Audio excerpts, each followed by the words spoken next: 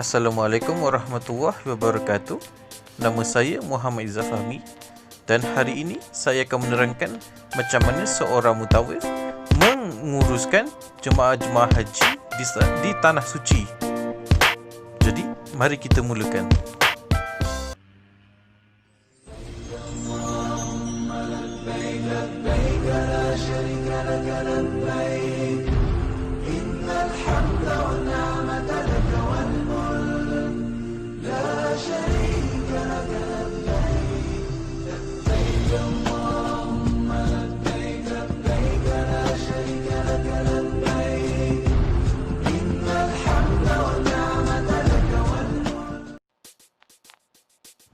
Baiklah, ini adalah carta ahli pergerakan jemaah haji ke lapangan terbang Madinah. Setelah mereka mendarat di lapangan terbang, mereka akan terus menaiki bas ke Dewan Tiba. Dan seterusnya, ketika berada di Dewan Tiba, mereka akan disambut oleh petugas tabung haji dan immigration Saudi. Seterusnya, mereka akan diimbas beg tangan mereka dan juga diri mereka sekali di kawasan pemeriksa. Seterusnya, setelah mereka keluar dari bangunan terminal, mereka akan menaiki bas ke Madinah. Dan seterusnya, mereka akan menyerahkan PMA kepada petugas muassasah Adlik. Dan seterusnya, beg bagasi mereka akan dihantar ke Hotel Madinah. Seterusnya adalah perkhidmatan kebajikan bagi penginapan. Tabung haji telah pun menyediakan bilik penginapan bagi jemaah haji lelaki dan perempuan, dan bilik mereka adalah secara berasingan. Bagi contoh-contoh bilik penginapan adalah terletak 500 meter dari Masjid Nabawi Madinah. Seterusnya terletak 1000 meter dari Masjidil Haram Mekah. Satu bangunan boleh ada 1000 sehingga ke 7000 jemaah. Bilik itu mestilah berhawa dingin dan 4 ke 8 jemaah sebilik mengikut muatan. 4 meter bersama satu jemaah.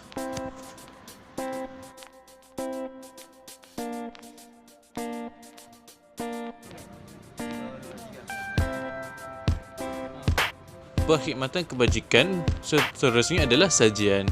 Tabung haji akan menyediakan sajian makanan tengah hari dan juga malam kepada jemaah sepanjang mereka menunaikan haji dan umrah.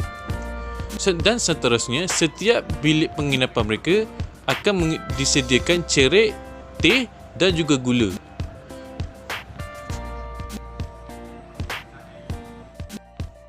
Seterusnya, bagi petugas haji bagi setiap maktab, biasanya pada setiap pusat perkhidmatan maktab akan mempunyai seorang pengurus, seorang ataupun dua orang penolong pengurus, 4 orang petugas, 2 orang pembimbing ibadat haji, seorang pegawai perubatan, 3 orang petugas perubatan.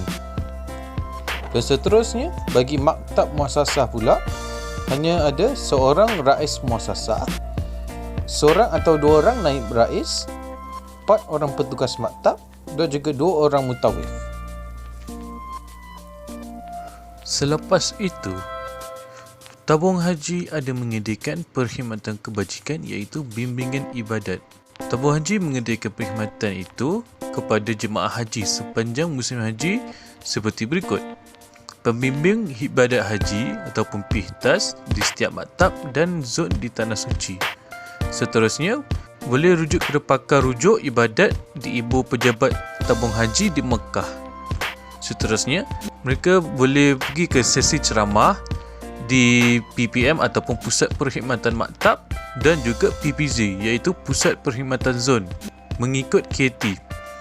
Dan terakhir sekali, semua jemaah haji perlu menghadiri semua program yang dibimbing oleh PPM dan juga PPZ. 20 buah ambulans disediakan tabung haji bagi membantu jemaah haji yang memerlukan rawatan kecemasan di Tanah Suci. Ini termasuk 2 ambulans mini yang akan berfungsi sebagai klinik bergerak ketika operasi masyar. Laporan lanjut bersama wartawan Fazilah Hani Harun di Makkah. 20 buah ambulans terbabit terdiri daripada 12 kenderaan jenis GMC, 6 Toyota Hiace dan 2 buah ambulans mini.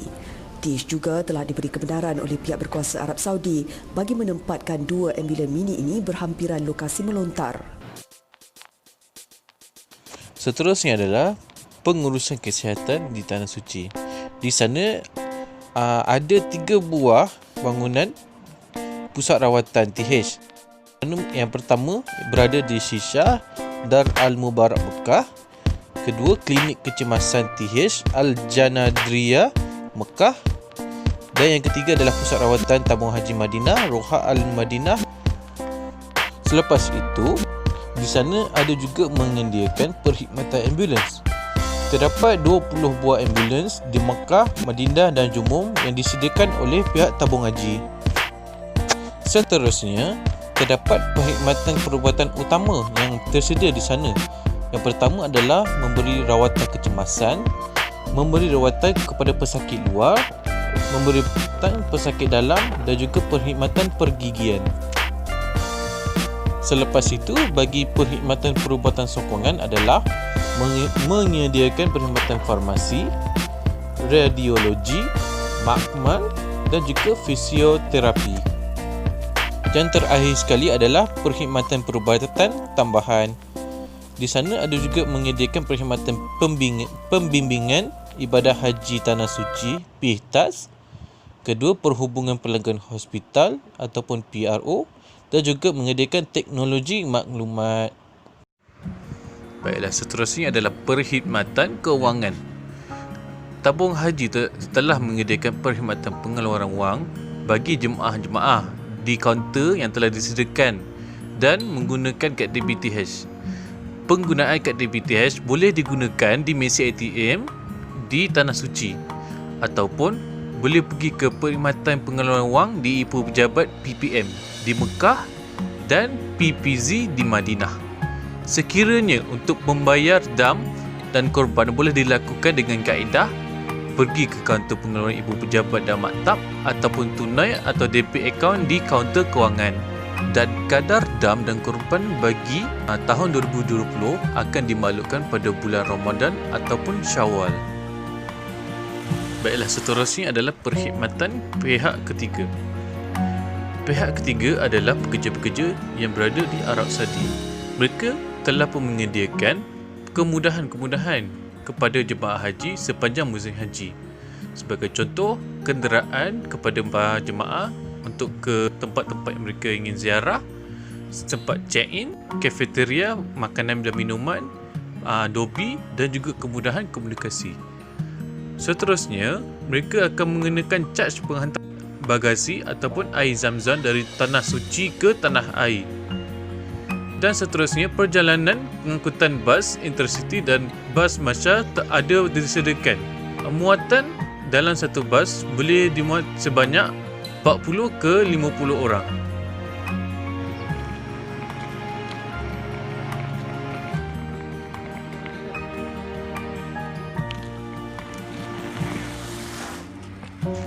Pada hari keberangkatan pulang bagi jemaah haji, para mutawif perlulah menyediakan notis penerbangan 5 ke 6 hari sebelum berlepas. Selepas itu memberikan taklimat perjalanan daripada hotel penginapan mereka sehinggalah ke lapangan terbang. 5 hari sebelum berlepas, para mutawif perlulah menempah tiket kepada jemaah haji.